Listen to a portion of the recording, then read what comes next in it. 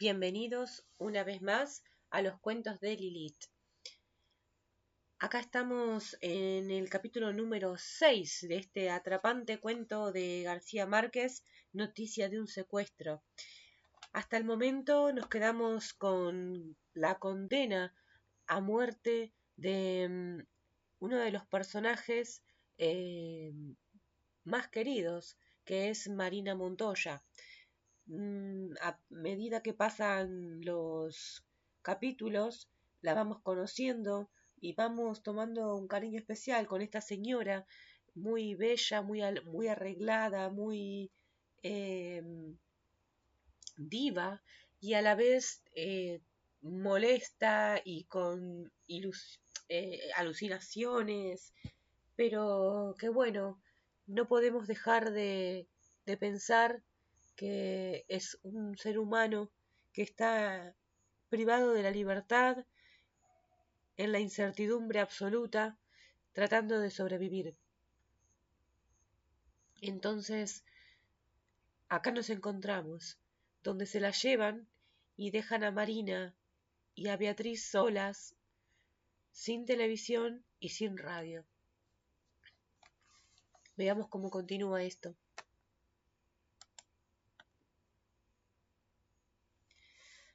Al amanecer del día siguiente, jueves 24, el cadáver de Marina Montoya fue encontrado en un terreno baldío al norte de Bogotá. Estaba casi sentada en la hierba, todavía húmeda por una llovizna temprana, recostada contra la cerca de alambres de púa y con los brazos en cruz. El juez 78 de instrucción criminal que hizo el levantamiento la describió como una mujer de unos 60 años, con abundante cabello plateado, vestida con una sudadera rosada y medias marrones de hombre. Debajo de la sudadera tenía un escapulario con una cruz de plástico. Alguien que había llegado antes que la justicia le había robado los zapatos. El cadáver tenía la cabeza cubierta por una capucha acartonada por la sangre seca, puesta al revés, con los agujeros de la boca y los ojos en la nuca, y casi desbaratada por los orificios de entrada y salida de 6 tiros disparados desde más de 50 centímetros, pues no habían dejado tatuajes en la tela y en la piel. Las heridas estaban repartidas en el cráneo y al lado izquierdo de la cara, y una muy nítida como un tiro de gracia en la frente. Sin embargo, junto al cuerpo empapado por la hierba silvestre, solo se encontraron 5 cápsulas de 9 milímetros. El cuerpo técnico de la policía judicial le había tomado ya 5 juegos de huellas digitales. Algunos estudiantes del Colegio San Carlos, en la acera de enfrente, habían merodeado por allí con otros curiosos.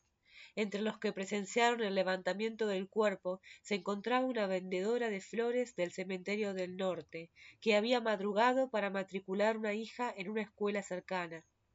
El cadáver la impresionó por la buena calidad de la ropa interior, por la forma y el cuidado de sus manos y la distinción que se le notaba a pesar del rostro acribillado. Esa tarde, la mayorista de flores que la abastecía en su puesto del cementerio del norte, a 5 kilómetros de distancia, la encontró con un fuerte dolor de cabeza y en un estado de depresión alarmante. Usted ni se imagina lo triste que fue ver a esa pobre señora botada en el pasto, le dijo la florista. Había que ver su ropa interior, su figura de gran dama, su cabello blanco, las manos tan finas con las uñas tan bien arregladas. La mayorista, alarmada por su postración, le dio un analgésico para el dolor de cabeza, le aconsejó no pensar en cosas tristes y, sobre todo, no sufrir por los problemas ajenos. Ni la una ni la otra se darían cuenta hasta una semana después de que habían vivido un episodio inverosímil, pues la mayorista era Marta de Pérez, la esposa de Luis Guillermo Pérez, el hijo de Marina. El Instituto de Medicina Legal recibió el cuerpo a las 5:30 de la tarde del jueves y lo dejaron en depósito hasta el día siguiente, pues a los muertos con más de un balazo no les practican la autopsia durante la noche. Allí esperaban para identificación y necropsia en otros dos cadáveres de hombres recogidos en la calle durante la mañana. En el curso de la noche llegaron otros dos de adultos varones, también encontrados a la intemperie, y el de un niño de 5 años. La doctora Patricia Álvarez, que practicó la autopsia de Marina Montoya desde las 7:30 de la mañana del viernes, le encontró en el estómago restos de alimentos reconocibles y dedujo que la muerte había ocurrido en la madrugada del jueves. También a ella la impresionó la calidad de la ropa interior y las uñas pulidas y pintadas. Llamó al doctor Pedro Morales, su jefe, que practicaba otra autopsia 2 mesas más allá, y éste la ayudó a descubrir otros signos inequívocos de la condición social del cadáver. Le hicieron la carta dental y le tomaron fotografías y radiografías, y 3 pares más de huellas digitales. Por último, le hicieron una prueba de absorción atómica y no encontraron restos de psicofármacos, a pesar de los 2 barbitúricos que Maruja Pachón le había dado unas horas antes de la muerte. Cumplidos los trámites primarios, mandaron el cuerpo al cementerio del sur, donde 3 semanas antes había sido excavada una fosa común para sepultar unos 200 cadáveres. Allí la enterraron junto con los otros 4 desconocidos y el niño. Era evidente que en aquel enero atroz el país había llegado a la peor situación concebible. Desde 1984, cuando el asesinato del ministro Rodrigo Lara Bonilla, habíamos padecido toda clase de hechos abominables, pero ni la situación había llegado a su fin, ni lo peor había quedado atrás. Todos los factores de violencia estaban desencadenados y agudizados. Entre los muchos graves que habían convulsionado al país, el narcoterrorismo se definió como el más virulento y despiadado. 4 candidatos presidenciales habían sido asesinados antes de la campaña de 1990. A Carlos Pizarro, candidato del M-19, lo mató un asesino solitario a bordo de un avión comercial, a pesar de que había cambiado 4 veces sus reservaciones de vuelo, en absoluto secreto y con toda clase de argucias para despistar. El precandidato Ernesto Samper sobrevivió a una ráfaga de 11 tiros y llegó a la presidencia de la República 5 años después, todavía con 4 proyectiles dentro del cuerpo que sonaban en las puertas magnéticas de los aeropuertos. Al general Maza Márquez le habían hecho estallar a su paso un carrobomba de 350 kilos de dinamita y había escapado de su automóvil de bajo blindaje arrastrando a uno de sus escoltas heridos. De pronto me sentí como suspendido en vilo por la cresta de un oleaje, contó el general. Fue tal la conmoción que debió acudir a la ayuda psiquiátrica para recobrar el equilibrio emocional. Aún no había terminado el tratamiento, al cabo de 7 meses, cuando un camión con 2 toneladas de dinamita desmanteló con una explosión apocalíptica el enorme edificio del DAS, con un saldo de 70 muertos, 720 heridos y estragos materiales incalculables. Los terroristas habían esperado el momento exacto en que el general entrara en su oficina, pero no sufrió ni un rasguño en medio del cataclismo. Ese mismo año, una bomba estalló en un avión de pasajeros 5 minutos después del despegue y causó 107 muertos, entre ellos Andrés Escabí, el cuñado de Pacho Santos, y el tenor colombiano Gerardo Arrellano.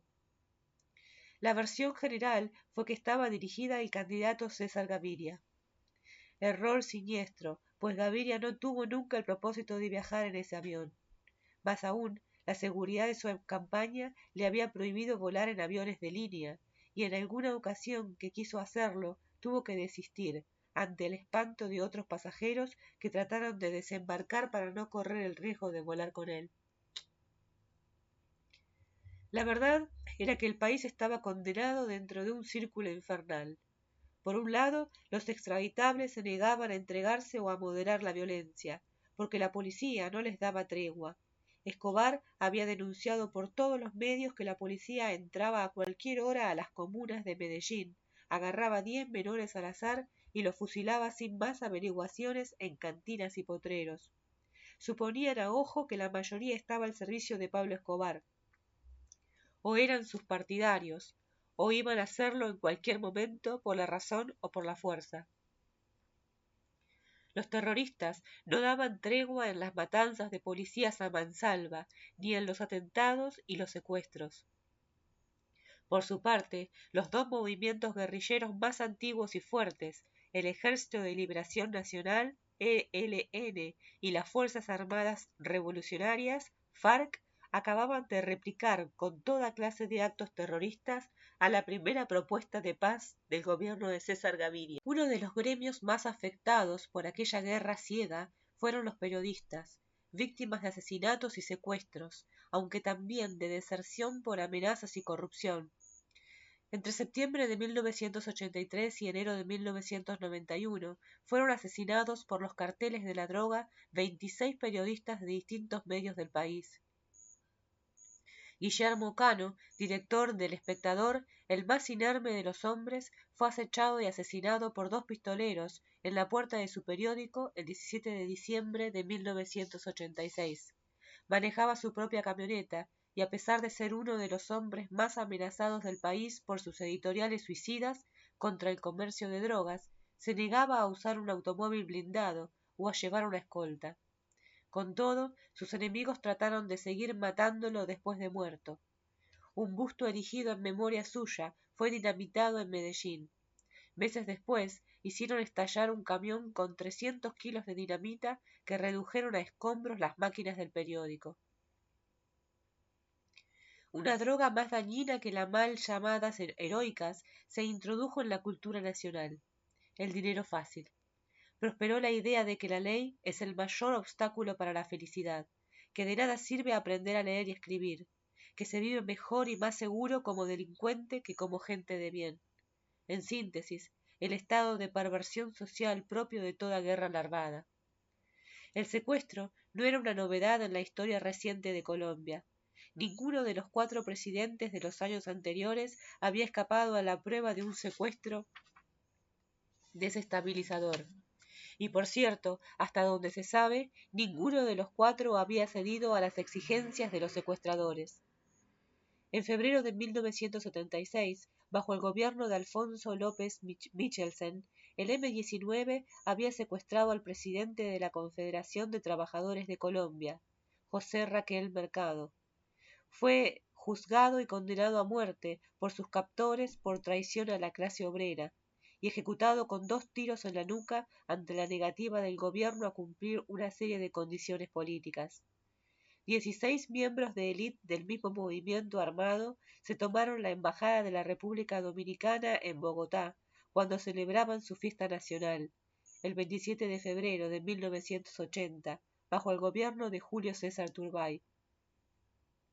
Durante 61 días mantuvieron en rehenes a casi todo el cuerpo diplomático acreditado en Colombia, incluidos los embajadores de los Estados Unidos, Israel y el Vaticano. Exigían un rescate de 50 millones de dólares y la liberación de 311 de sus militantes detenidos. El presidente Turbay se negó a negociar, pero los rehenes fueron liberados el 28 de abril sin ninguna condición expresa, y los secuestradores salieron del país bajo la protección del gobierno de Cuba, solicitada por el gobierno de Colombia. Los secuestradores aseguraron en privado que habían recibido por el rescate 5 millones de dólares en efectivo, recaudados por la colonia judía de Colombia entre sus cofrades del mundo entero. El 6 de noviembre de 1985, un comando del M-19 se tomó el multitudinario edificio de la Corte Suprema de Justicia en su hora de mayor actividad, con la exigencia de que el más alto tribunal de la República juzgara al presidente Belisario Betancur por no cumplir con su promesa de paz. El presidente no negoció, y el ejército rescató el edificio a sangre y fuego al cabo de 10 horas, con un saldo indeterminado de desaparecidos y 95 muertos civiles, entre ellos 9 magistrados de la Corte Suprema de Justicia y su presidente, Alfonso Reyes Echandía. Por su parte, el presidente Virgilio Barco casi al final de su mandato, dejó mal resuelto el secuestro de Álvaro Diego Montoya, el hijo de su secretario general. La furia de Pablo Escobar le estalló en las manos 7 meses después a su sucesor, César Gaviria, que iniciaba su gobierno con el problema mayor de 10 notables secuestrados. Sin embargo, en sus primeros 5 meses, Gaviria había conseguido un ambiente menos turbulento para capear la tormenta. Había logrado un acuerdo político para convocar una asamblea constituyente, investida por la Corte Suprema de Justicia del poder suficiente para decidir sobre cualquier tema sin límite alguno, incluidos, por supuesto, los más calientes, la extradición de nacionales y el indulto. Pero el problema de fondo, tanto para el gobierno como para el narcotráfico y las guerrillas, era que mientras Colombia no tuviera un sistema de justicia eficiente, era casi imposible articular una política de paz que colocara al Estado del lado de los buenos y dejara del lado de los malos a los delincuentes de cualquier color. Pero nada era simple en esos días, y mucho menos informar sobre nada con objetividad desde ningún lado, ni era fácil educar niños y enseñarles la diferencia entre el bien y el mal. La credibilidad del gobierno no estaba a la altura de sus notables éxitos políticos, sino a la muy baja de sus organismos de seguridad, fustigados por la prensa mundial y los organismos internacionales de derechos humanos. En cambio, Pablo Escobar había logrado una credibilidad que no tuvieron nunca las guerrillas en sus mejores días. La gente llegó a creer más en las mentiras de los extraditables que en las verdades del gobierno. El 14 de diciembre se proclamó el decreto 3030, que modificó el 2047 y anuló todos los anteriores. Se introdujo, entre otras novedades, la acumulación jurídica de penas. Es decir, a una persona juzgada por varios delitos, ya fuera en un mismo juicio o en juicios posteriores, no se le sumarían los años por distintas condenas, sino que sólo purgaría la más larga. También se fijó una serie de procedimientos y plazos relacionados con el traslado de pruebas del exterior a procesos en Colombia. Pero se mantuvieron firmes los dos grandes escollos para la entrega, las condiciones un tanto inciertas para la no extradición y el plazo fijo para los delitos perdonables. Mejor dicho, se mantenían la entrega y la confesión como requisitos indispensables para la no extradición y para las rebajas de penas, pero siempre sujetas a que los delitos se hubieran cometido antes del 5 de septiembre de 1990. Pablo Escobar expresó su desacuerdo con un mensaje enfurecido. Su reacción tenía esta vez un motivo más que se cuidó de no denunciar en público: la aceleración del intercambio de pruebas con los Estados Unidos, que agilizaba los procesos de extradición. Alberto Villamizar fue el más sorprendido. Por sus contactos diarios con Rafael Pardo, tenía motivos para esperar un decreto de manejo más fácil. Por el contrario, le pareció más duro que el primero. Y no estaba solo en esa idea. El inconformismo estaba tan generalizado que desde el día mismo de la proclamación del segundo decreto empezó a pensarse en un tercero. Una conjetura fácil sobre las razones que endurecieron el 3030 era que el sector más radical del gobierno, ante la ofensiva de los comunicados conciliadores y las liberaciones gratuitas de 4 periodistas, había convencido al presidente de que Escobar estaba acorralado, cuando en realidad no estuvo nunca tan fuerte como entonces, con la presión tremenda de los secuestros y la posibilidad de que la Asamblea Constituyente eliminara la extradición y proclamara el indulto. En cambio, los 3 hermanos Ochoa se acogieron de inmediato a la opción del sometimiento. Esto se interpretó como una fisura en la cúspide del cartel, aunque en realidad el proceso de su entrega había empezado desde el primer decreto, en septiembre, cuando un conocido senador antioqueño le pidió a Rafael Pardo recibir a una persona que no identificó de antemano. Era Marta Nieves Ochoa, quien inició con ese paso audaz los trámites para la entrega de sus 3 hermanos con intervalos de un mes. Así sería. Fabio, el menor, se entregó el 18 de diciembre.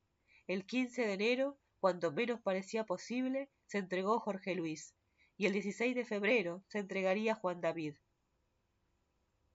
5 años después, un grupo de periodistas norteamericanos le hicieron la pregunta a Jorge Luis en la cárcel, y su respuesta fue terminante.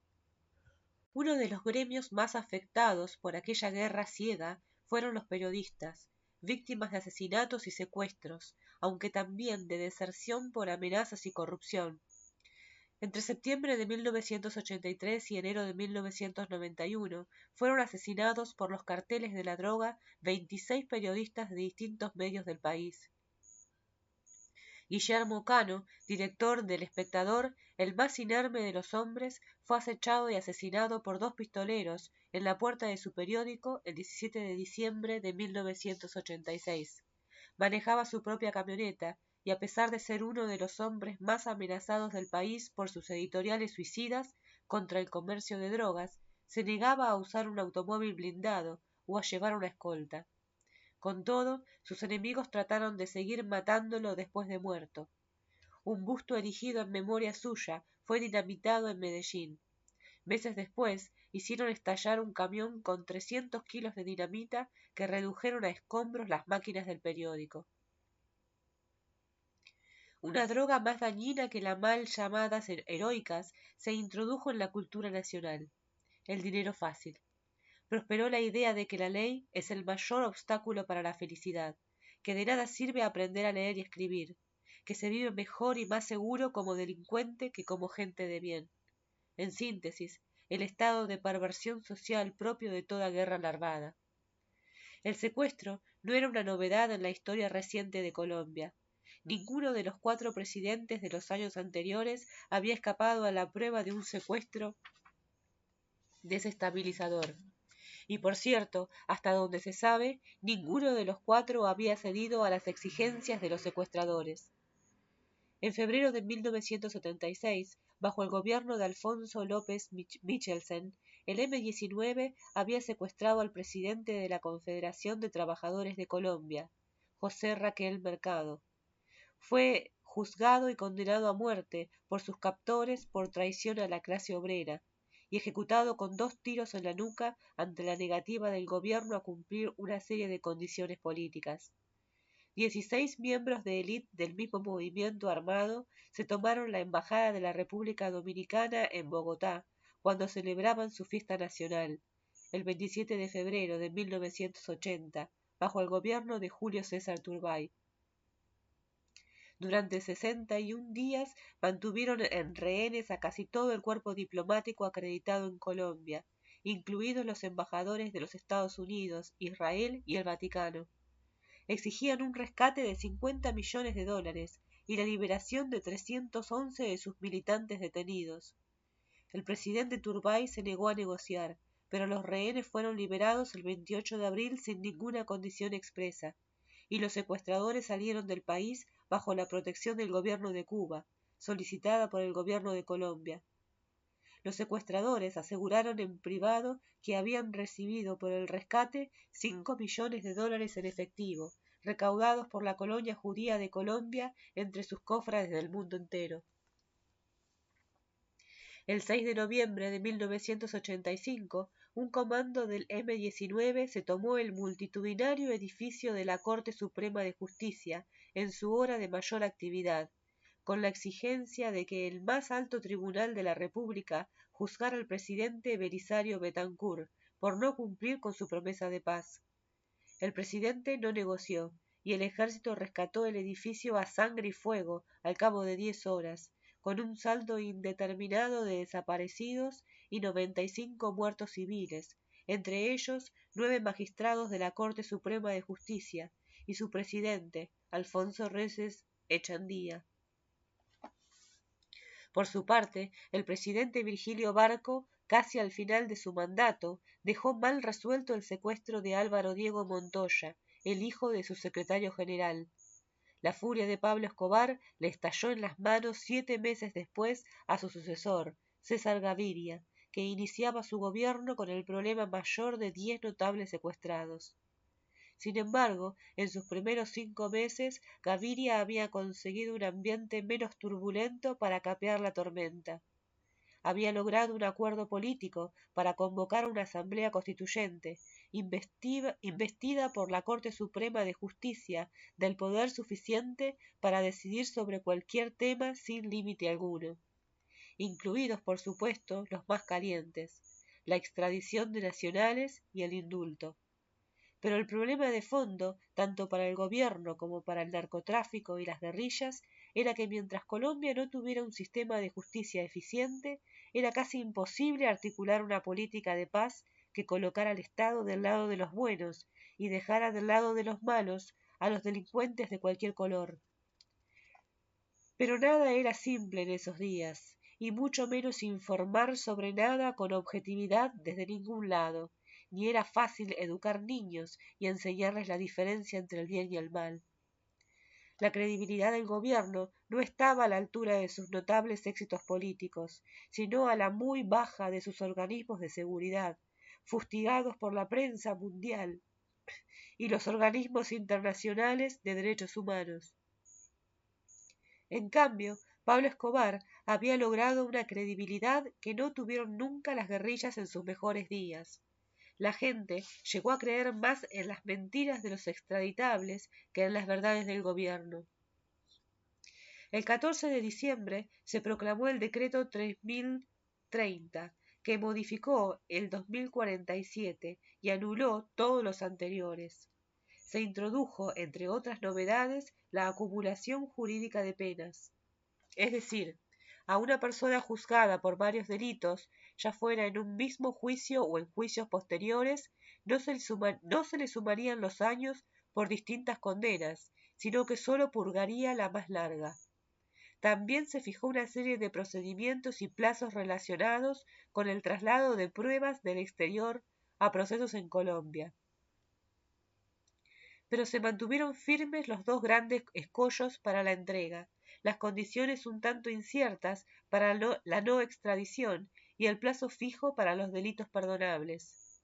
Mejor dicho, se mantenían la entrega y la confesión como requisitos indispensables para la no extradición y para las rebajas de penas, pero siempre sujetas a que los delitos se hubieran cometido antes del 5 de septiembre de 1990. Pablo Escobar expresó su desacuerdo con un mensaje enfurecido. Su reacción tenía esta vez un motivo más que se cuidó de no denunciar en público: la aceleración del intercambio de pruebas con los Estados Unidos, que agilizaba los procesos de extradición. Alberto Villamizar fue el más sorprendido. Por sus contactos diarios con Rafael Pardo, tenía motivos para esperar un decreto de manejo más fácil. Por el contrario, le pareció más duro que el primero.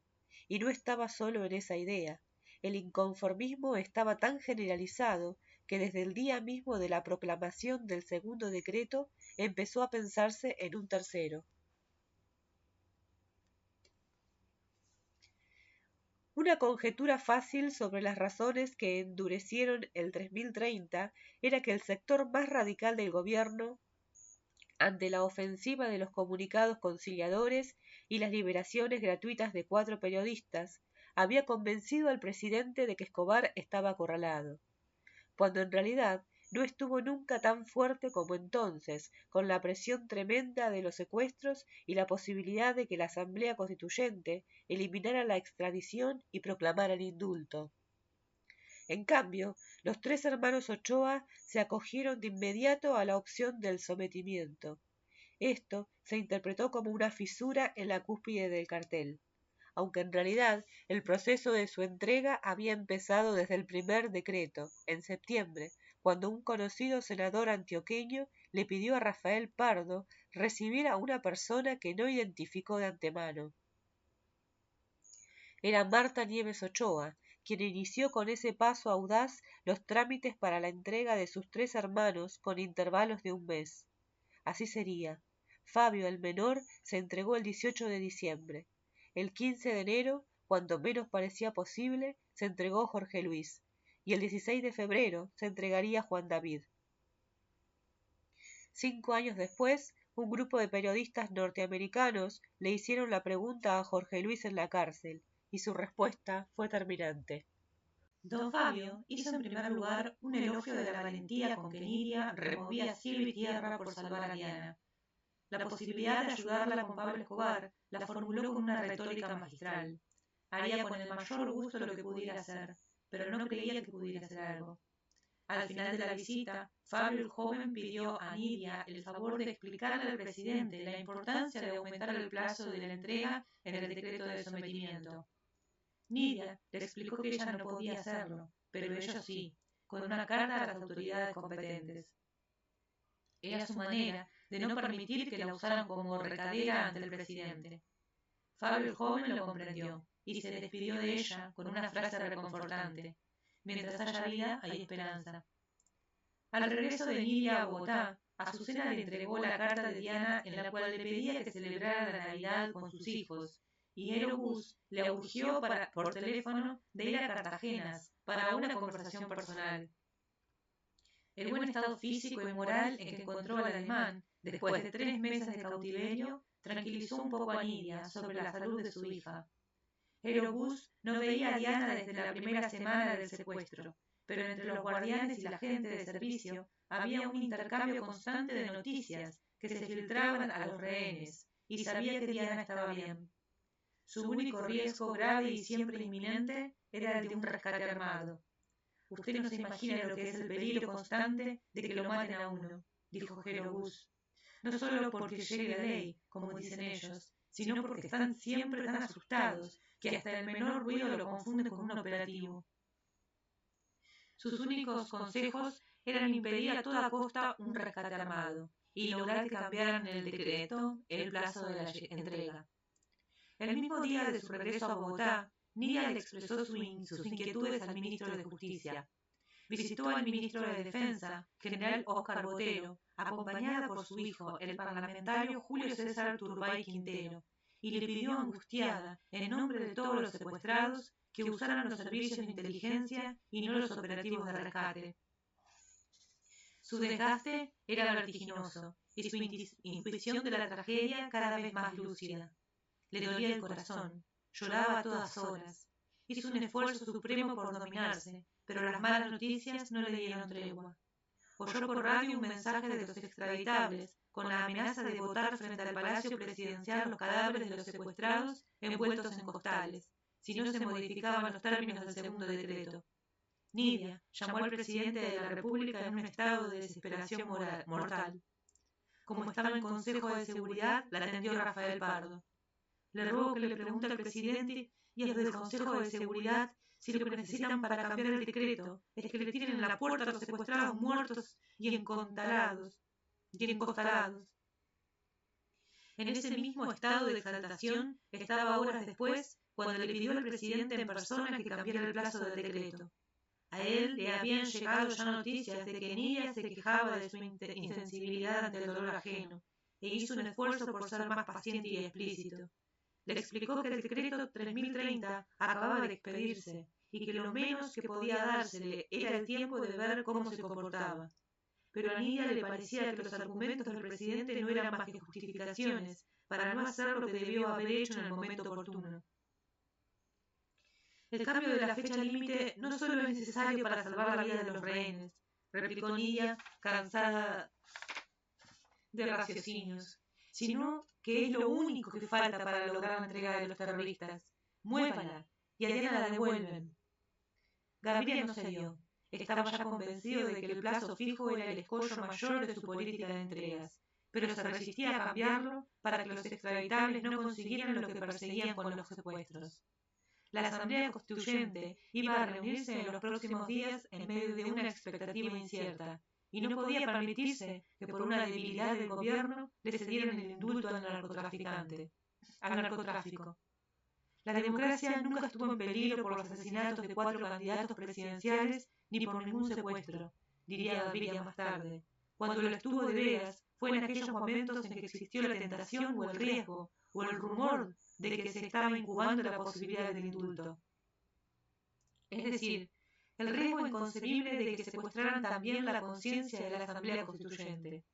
Gaviria lo tenía ya decidido. Si eso ocurría, su determinación serena e irrevocable era hundir la constituyente. Nidia andaba desde hacía algún tiempo con la idea de que el doctor Turbay hiciera algo que estremeciera al país en favor de los secuestrados. Una manifestación multitudinaria frente al Palacio Presidencial, un paro cívico, una protesta formal ante las Naciones Unidas. Pero el doctor Turbay la apaciguaba. Él siempre fue así, por su responsabilidad y su mesura, ha dicho Nidia, pero uno sabía que por dentro estaba muriéndose de dolor. Esa certidumbre, en lugar de aliviarla, le aumentaba la angustia. Fue entonces cuando tomó la determinación de escribirle al presidente de la República una carta privada, que lo motivara a moverse en lo que él sabía que era necesario. El doctor Gustavo Balcázar, preocupado por la postración de su esposa Nidia, la convenció el 24 de enero de que se fueran unos días a su casa de Tabio, a una hora de carretera en la sabana de Bogotá, para buscarle un alivio a su angustia. No había vuelto allá desde el secuestro de la hija, así que se llevó su virgen de bulto y 2 velones para 15 días cada uno, y todo lo que pudiera hacerle falta para no desconectarse de la realidad. Pasó una noche interminable en la soledad helada de la sabana, pidiéndole de rodillas a la Virgen que protegiera a Diana con una campana de cristal invulnerable, para que nadie le faltara el respeto, para que no sintiera miedo, para que rebotaran las balas. A las 5 de la mañana, después de un sueño breve y azaroso, empezó a escribir en la mesa del comedor la carta de su alma para el presidente de la República. El amanecer la sorprendió garrapateando ideas fugitivas, llorando, rompiendo borradores sin dejar de llorar, sacándolos en limpio en un mar de lágrimas. Al contrario de lo que ella misma había previsto, estaba escribiendo su carta más juiciosa y drástica. No pretendo hacer un documento público, empezó. Quiero llegar al presidente de mi país, y con el respeto que me merece, hacerle unas comedidas reflexiones y una angustiada y razonable súplica. A pesar de la reiterada promesa presidencial de que nunca se intentaría un operativo armado para liberar a Diana, Nidia dejó la constancia escrita de una súplica premonitoria. Lo sabe el país y lo saben ustedes, que si en uno de esos allanamientos tropiezan con los secuestrados, se podría producir una horrible tragedia. Convencida de que los escollos del segundo decreto habían interrumpido el proceso de liberaciones iniciado por los extraditables antes de Navidad, Nidia alertó al presidente que con un temor nuevo y lúcido, si el gobierno no toma alguna determinación inmediata para remover esos escollos, los rehenes corrían el riesgo de que el tema quedara en manos de la Asamblea Constituyente. Esto haría que la zozobra y la angustia, que no solo padecemos los familiares, sino el país entero, se prolongara por interminables meses más, escribió, y concluyó con una reverencia elegante. Por mis convicciones, por el respeto que le profeso como primer magistrado de la nación, sería incapaz de sugerirle alguna iniciativa de mi propia cosecha, pero sí me siento inclinada a suplicarle que en defensa de unas vidas inocentes no desestime el peligro que representa el factor tiempo.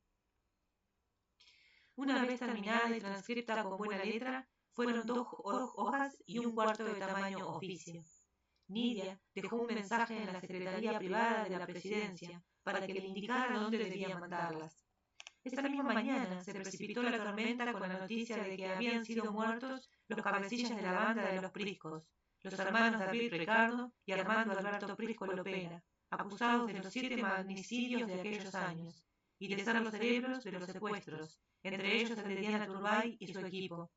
Uno había muerto con la falsa identidad de Francisco Muñoz Serna, pero cuando Azucena Líbano vio la foto en los periódicos reconoció en él a don Pacho, el hombre que se ocupaba de Diana y de ella durante el cautiverio. Su muerte y la de su hermano, justo en aquellos momentos de confusión, fueron una pérdida irreparable para Escobar, y no tardaría en hacerlo saber con hechos. Los extraditables dijeron en un comunicado amenazante que David Ricardo no había sido muerto en combate, sino acribillado por la policía delante de sus pequeños hijos y de la esposa embarazada. Sobre su hermano Armando, el comunicado aseguró que tampoco había muerto en combate, como dijo la policía, sino asesinado en una finca de Río Negro, a pesar de que se encontraba paralítico como consecuencia de un atentado anterior. La silla de ruedas, decía el comunicado, se veía con claridad en el noticiero de la televisión regional. Este era el comunicado del cual le habían hablado a Pacho Santos. Se conoció el 25 de enero con el anuncio de que serían ejecutados 2 rehenes en un intervalo de 8 días, y la primera orden había sido ya impartida contra Marina Montoya. Noticia sorprendente, pues se suponía que Marina había sido asesinada tan pronto como la secuestraron en septiembre. A eso me refería cuando le mandé al presidente el mensaje de los encostalados. Ha dicho Nidia, recordando aquella jornada atroz. No es que fuera impulsiva, ni temperamental, ni que necesitara tratamiento psiquiátrico. Es que a quien iban a matar era mi hija, porque quizás no fui capaz de mover a quienes pudieron impedirlo. La desesperación de Alberto Villamizar no podía ser menor. Ese día fue el más horrible que pasé en mi vida, dijo entonces, convencido de que las ejecuciones no se harían esperar. ¿Quién sería? Diana, Pacho, Maruja, Beatriz, Richard. Era una rifa de muerte que no quería imaginar siquiera. Enfurecido llamó al presidente Gaviria. «Usted tiene que parar estos operativos», le dijo. «No, Alberto», le contestó Gaviria con su tranquilidad escalofriante. «A mí no me eligieron para eso». Villamizar colgó el teléfono, ofuscado por su propio ímpetu. «¿Y ahora qué hago?», se preguntó. Para empezar, pidió ayuda a los expresidentes Alfonso López Michelsen y Misael Pastrana y a Monseñor Darío Castrillón, obispo de Pereira. Todos hicieron declaraciones públicas de repudio a los métodos de los extraditables y pidieron preservación de la vida de los rehenes. López Michelsen hizo por RCN un llamado al gobierno y a Escobar para que detuvieran la guerra y se buscara una solución política. En aquel momento ya la tragedia estaba consumada. Minutos antes de la madrugada del 21 de enero, Diana había escrito la última hoja de su diario. «Estamos próximos a los 5 meses y solo nosotros sabemos lo que es esto», escribió. «No quiero perder la fe y la esperanza de regresar a casa sana y salva». Ya no estaba sola. Después de la liberación de Azucena y Orlando, había pedido que la reunieran con Richard y fue complacida después de Navidad. Fue una fortuna para ambos. Conversaban hasta el agotamiento, escuchaban la radio hasta el amanecer, y así adquirieron la costumbre de dormir de día y vivir de noche. Se habían enterado de la muerte de los Priscos por una conversación de los guardianes. Uno lloraba, otros, convencidos de que aquel era el final, y refiriéndose sin duda a los secuestrados, preguntó: «¿Y ahora qué hacemos con la mercancía?». El que lloraba no lo pensó siquiera. «Acabemos con ellos», dijo. Diana y Richard no conciliaron el sueño después del desayuno. Días antes les habían anunciado que los cambiarían de casa. No les había llamado la atención, pues en el mes corto que llevaban juntos los habían mudado 2 veces a refugios cercanos, previendo ataques reales o imaginarios de la policía. Poco antes de las 11 de la mañana del 25, estaban en el cuarto de Diana comentando en susurros el diálogo de los guardianes, cuando oyeron ruidos de helicópteros por el rumbo de Medellín. Los servicios de inteligencia de la policía habían recibido en los últimos días numerosas llamadas anónimas sobre movimiento de gente armada en la vereda de Sabaneta, municipio de Copacabana, y en especial en las fincas de Alto de la Cruz, Villa del Rosario y La Bola. Tal vez los carceleros de Diana y Richard planeaban trasladarlos al Alto de la Cruz, que era la finca más segura, porque estaba en una cumbre empinada y boscosa desde donde se dominaba todo el valle hasta Medellín. Como consecuencia de esas denuncias telefónicas y otros indicios propios, la policía estaba a punto de allanar la casa. Era un operativo de guerra grande, 2 capitanes, 9 oficiales, 7 suboficiales y 99 agentes, parte por tierra y parte en 4 helicópteros artillados. Sin embargo, los guardianes ya no les hacían caso a los helicópteros porque pasaban a menudo sin que nada sucediera. De pronto, uno de ellos se asomó a la puerta y lanzó el grito temible: «¡Nos cayó la ley!». Diana y Richard se demoraron a propósito lo más que pudieron, porque el momento era propicio para que llegara la policía. Los 4 guardianes eran de los menos duros y parecían demasiado asustados para defenderse.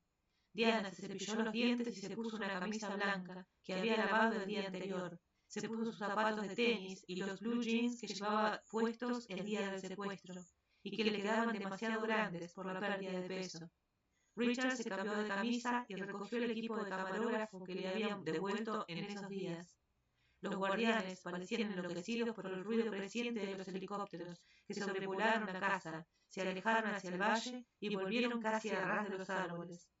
Los guardianes apuraban a gritos y empujaban a los secuestrados hacia la puerta de salida. Les dieron sombreros blancos para que los confundieran desde el aire con campesinos de la región. A Diana le echaron encima un pañolón negro y Richard se puso su chaqueta de cuero. Los guardianes les ordenaron correr hacia la montaña y ellos mismos lo hicieron también por separado, con las armas montadas para disparar cuando los helicópteros estuvieran a su alcance. Diana y Richard empezaron a trepar por una trocha de piedras. La pendiente era muy pronunciada y el sol ardiente caía a plomo desde el centro del cielo. Diana se sintió exhausta a los pocos metros cuando ya los helicópteros estaban a la vista. A la primera ráfaga, Richard se tiró al suelo. «¡No se mueva!», le gritó Diana. «¡Hágase el muerto!». Al instante cayó a su lado, boca abajo. «Me mataron», gritó. «No puedo mover las piernas». No podía, en efecto, pero tampoco sentía ningún dolor, y le pidió a Richard que le examinara la espalda porque antes de caer había sentido en la cintura una especie de descarga eléctrica.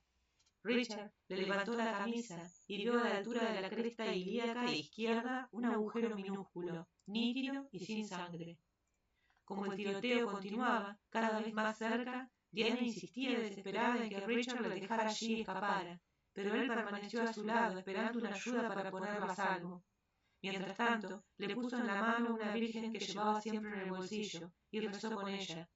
El tiroteo cesó de pronto y aparecieron en la trocha 2 agentes del cuerpo élite con sus armas en ristre. Richard, arrodillado junto a Diana, levantó los brazos y dijo: «¡No disparen!». Uno de los agentes lo miró con una cara de gran sorpresa y le preguntó: «¿Dónde está Pablo?». «No sé», dijo Richard. «Soy Richard Becerra, el periodista. Aquí está Diana Turbay y está herida». «Compruébelo», dijo un agente.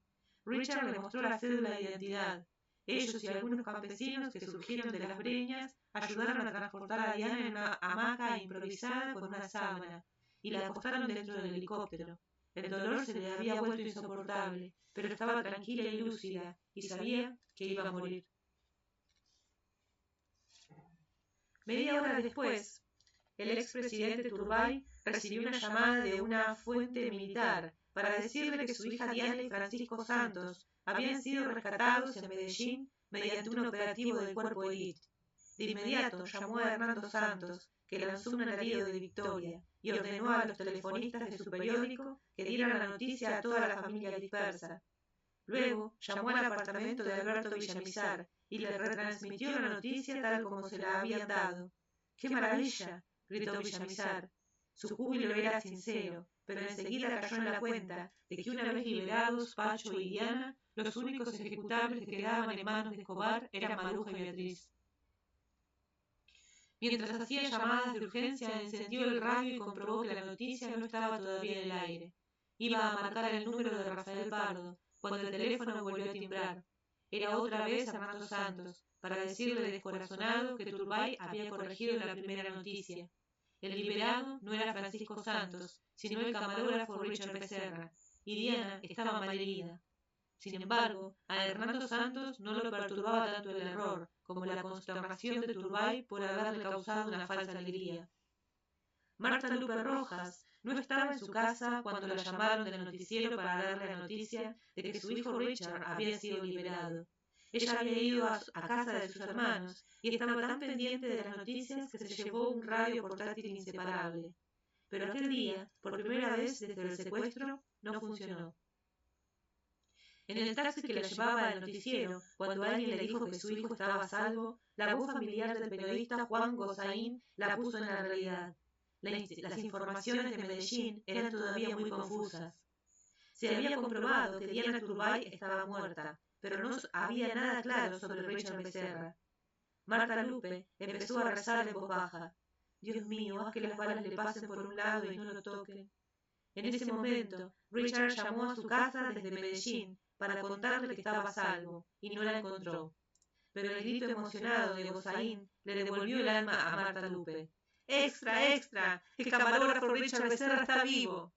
Marta Lupe se echó a llorar y no pudo controlarse hasta tarde en la noche, cuando recibió a su hijo en la redacción del noticiero Critón. Hoy lo recuerda. Estaba en los puros huesos, pálido y barbudo, pero vivo. Rafael Pardo había recibido la noticia minutos antes en su oficina por una llamada de un periodista amigo que quería confirmar una versión del rescate. llamó al general Maza Márquez y luego al director de la policía, general Gómez Padilla, y ninguno sabía de operativos de rescate. Al rato lo llamó Gómez Padilla y le informó que había sido un encuentro fortuito con el cuerpo élite en el curso de una operación de búsqueda de Escobar. Las unidades que operaban, dijo Gómez Padilla, no tenían ninguna información previa de que hubiera secuestradores en el lugar. Desde que recibieron la noticia de Medellín, el doctor Turbay había tratado de comunicarse con Nidia en la casa de Tabio, pero el teléfono estaba descompuesto. Mandó en una camioneta a su jefe de escolta con la noticia de que Diana estaba a salvo y la tenían en el hospital de Medellín para los exámenes de rutina. Nidia la recibió a las 2 de la tarde y en vez del grito de júbilo que había dado la familia, adoptó una actitud de dolor y asombro y exclamó: «¡Mataron a Diana!». En el camino de regreso a Bogotá, mientras escuchaba las noticias de la radio, se le acentuó la incertidumbre. «Seguí llorando», diría más tarde, pero entonces mi llanto no era gritos, como antes, sino solo de lágrimas. Hizo una escala en su casa para cambiarse de ropa antes de ir al aeropuerto, donde esperaba la familia del decrépito Fokker presidencial que volaba por la gracia divina después de casi 30 años de trabajos forzados. La noticia en ese momento era que Diana estaba bajo cuidados intensivos, pero Nidia no le creía nada a nadie más que a sus instintos. Fue derecho al teléfono y pidió hablar con el presidente de la República. «Mataron a Diana, señor presidente», le dijo, «y eso es obra suya, es su culpa, es la consecuencia de su alma de piedra».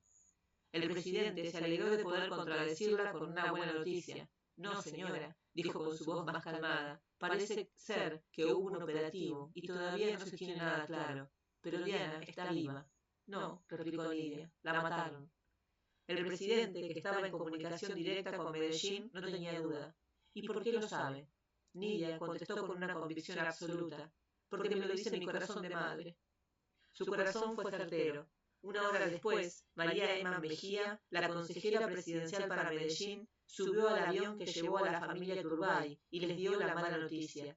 Diana había muerto desangrada, después de varias horas de esfuerzos médicos que de todos modos habían sido inútiles. Había perdido el conocimiento en el helicóptero que la transportó a Medellín desde el lugar del encuentro con la policía, y no lo había recobrado. Tenía la columna vertebral fracturada al nivel de la cintura por una bala explosiva de alta velocidad y mediano calibre, que estalló en esquirlas dentro de su cuerpo y le produjo una parálisis general de la que no se habría repuesto jamás.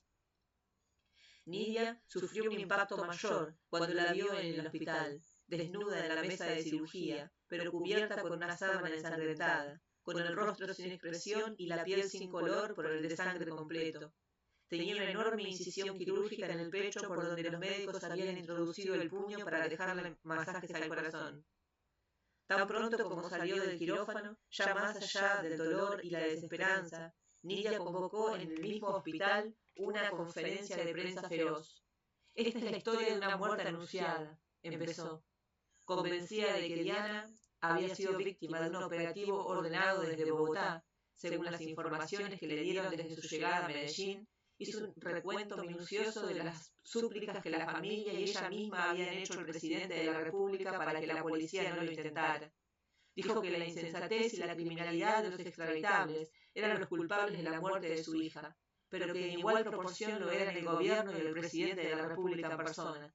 Pero sobre todo el presidente, que con indolencia y casi con frialdad e indiferencia desoyó las súplicas que se le hacían para que no fuesen rescatados y no fuesen puestas en peligro las vidas de los secuestrados.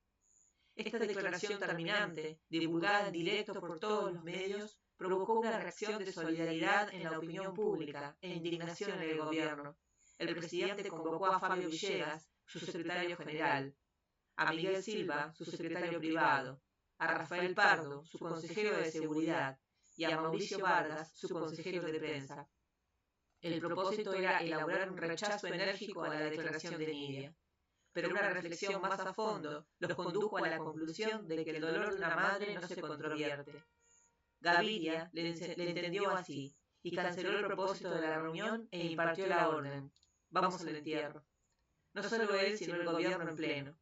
El encono de Nidia no le dio una tregua. Con alguien cuyo nombre no recordaba, le había mandado la carta tardía al presidente, cuando yo sabía que Diana había muerto, tal vez para que llevara siempre en la conciencia su carga premonitoria. Obviamente, no esperé que me respondiera, dijo. Al final de la misa de cuerpo presente en la catedral, concurrida como pocas, el presidente se levantó de su silla y recorrió solo la desierta nave central, seguido por todas las miradas, por los relámpagos de los fotógrafos, por las cámaras de televisión, y le tendió la mano a Nidia con la seguridad de que se la dejaría tendida. Nidia se la estrechó con un desgano glacial. En realidad, para ella fue un alivio, pues lo que temía era que el presidente la abrazara. En cambio, apreció el beso de condolencia de Ana Milena, su esposa.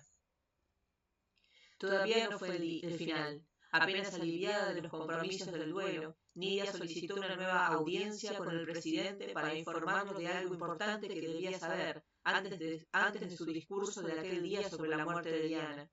Silvia transmitió el mensaje al pie de la letra, y el presidente hizo entonces la sonrisa que Nidia no le vería jamás. A lo que viene es a vaciarme, dijo, pero que venga, claro. La recibió como siempre. Nidia, en efecto, entró en la oficina, vestida de negro y con un talante distinto, sencilla y adolorida. Fue directo a lo que iba y se lo dejó ver al presidente desde la primera frase. Vengo a prestarle un servicio. La sorpresa fue que, en efecto, empezó con sus excusas por haber creído que el presidente había ordenado el operativo en que murió Diana.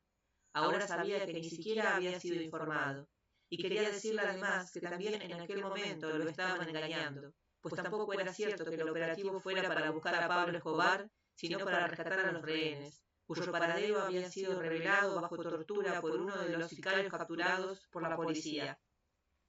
El sicario, explicó Nidia, había aparecido después como uno de los muertos en combate. El relato fue dicho con energía y precisión, y con la esperanza de despertar el interés del presidente, pero no descubrió ni una señal de compasión. Era como un bloque de hielo, diría más tarde, evocando aquel día. Sin saber por qué ni en qué instante, y sin poder evitarlo, empezó a llorar. Entonces se le revolvió el temperamento que había logrado dominar, y cambió por completo de tema y de modo. Le reclamó al presidente su indiferencia y su frialdad por no cumplir con la obligación constitucional de salvar las vidas de los secuestrados. Póngase a pensar, concluyó, si la niña suya hubiera estado en esas circunstancias, ¿qué habría hecho usted? Lo miró directo a los ojos, pero estaba ya tan exaltada que el presidente no pudo interrumpirla. Él mismo lo contaría más tarde. Me preguntaba, pero no me daba tiempo de contestar. Nidia, en efecto, le cerró el paso con otras preguntas. ¿Usted no cree, señor presidente, que se equivocó en el manejo que le dio a este problema? El presidente dejó ver por primera vez una sombra de duda. Nunca hubiera sufrido tanto, diría años después, pero solo pestañeó y dijo con su voz natural, es posible. Nidia se puso de pie, le dio la mano en silencio y salió de la oficina antes de que él pudiera abrirle la puerta. Miguel Silva entró entonces en el despacho y encontró al presidente muy impresionado con la historia del sicario muerto. Sin pérdida de tiempo, Gabriel le escribió una carta privada al procurador general para que investigara el caso y se hiciera justicia. La mayoría de las personas coincidían en que la acción había sido para capturar a Escobar o a un capo importante, pero que aún dentro de esa lógica fue una estupidez y un fracaso irreparable. Según la versión inmediata de la policía, Diana había muerto en desarrollo de un operativo de búsqueda con apoyo de helicópteros y personal de tierra. Sin proponérselo, se encontraron con el comandante que llevaba a Diana Turbay y el camarógrafo Richard Becerra. En la huida, uno de los secuestradores le disparó a Diana por la espalda y le fracturó la espina dorsal. El camarógrafo salió ileso. Diana fue trasladada al Hospital General de Medellín en un helicóptero de la policía y allí murió a las 4:35 de la tarde.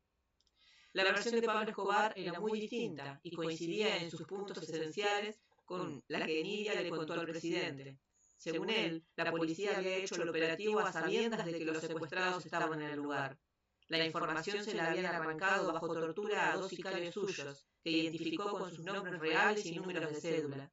Estos, según el comunicado, habían sido aprehendidos y torturados por la policía, y uno de ellos había guiado desde un helicóptero a los jefes del operativo. Dijo que Diana fue muerta por la policía cuando huía del combate, ya liberada por sus captores. Dijo, por último, que en la escaramuza habían muerto también 3 campesinos inocentes que la policía presentó a la prensa como sicarios caídos en combate. Este informe debió darle a Escobar las satisfacciones que esperaba en cuanto a sus denuncias de violaciones de derechos humanos por parte de la policía. Richard Becerra, el único testigo disponible, fue asediado por los periodistas la misma noche de la tragedia en un salón de la Dirección General de Policía en Bogotá.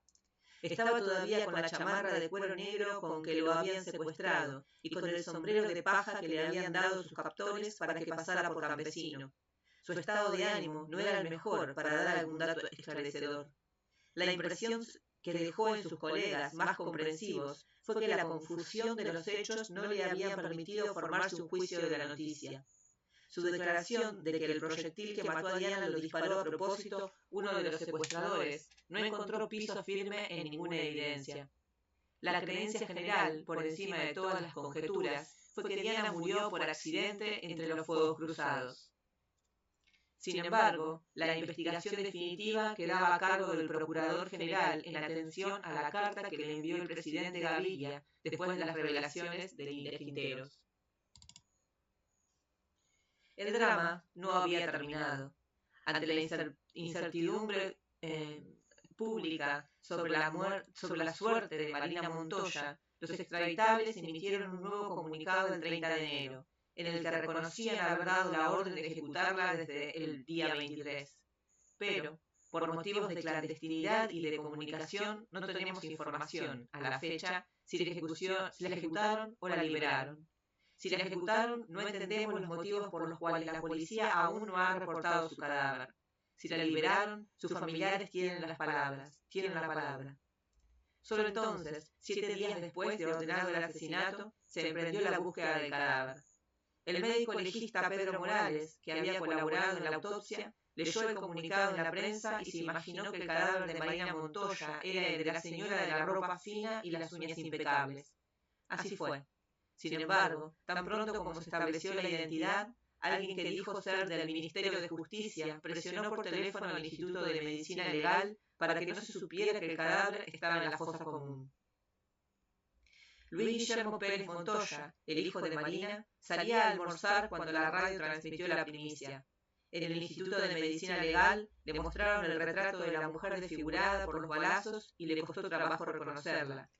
En el Cementerio del Sur tuvieron que preparar un dispositivo especial de policía, porque ya la noticia estaba en el aire y tuvieron que abrirle paso a Luis Guillermo Pérez para que llegara hasta la fosa por entre una muchedumbre de curiosos.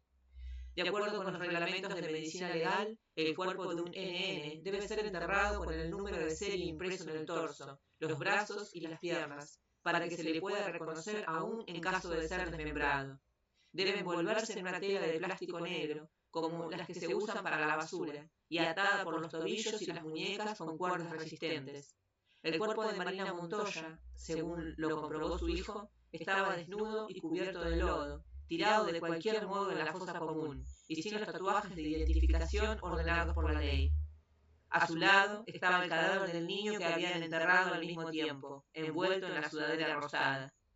Ya en el anfiteatro, después de que la lavaron con una manguera a presión, el hijo le revisó la dentadura y tuvo un instante de vacilación.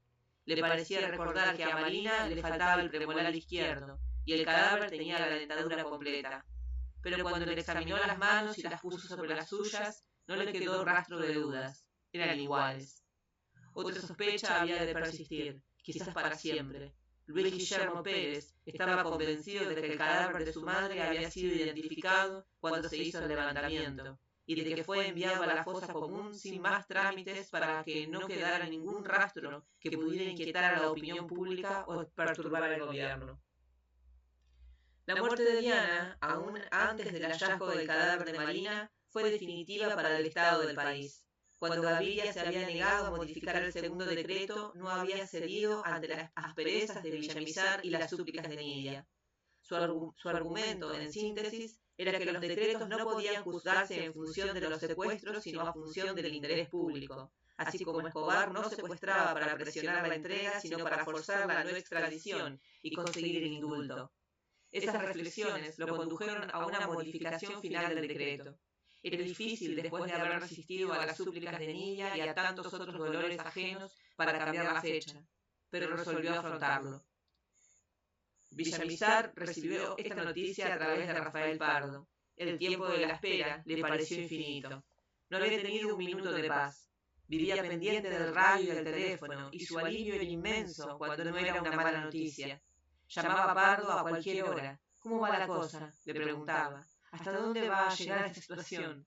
Pardo lo calmaba con cucharaditas de racionalismo. Todas las noches volvía a casa en el mismo estado.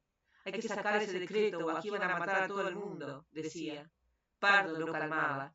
Por fin, el 28 de enero, fue Pardo quien lo llamó para decirle que ya estaba para la firma del presidente el decreto definitivo. La demora se debía a que todos los ministros debían firmarlo, y no encontraban por ninguna parte al de Comunicaciones, Alberto Casa Santamaría.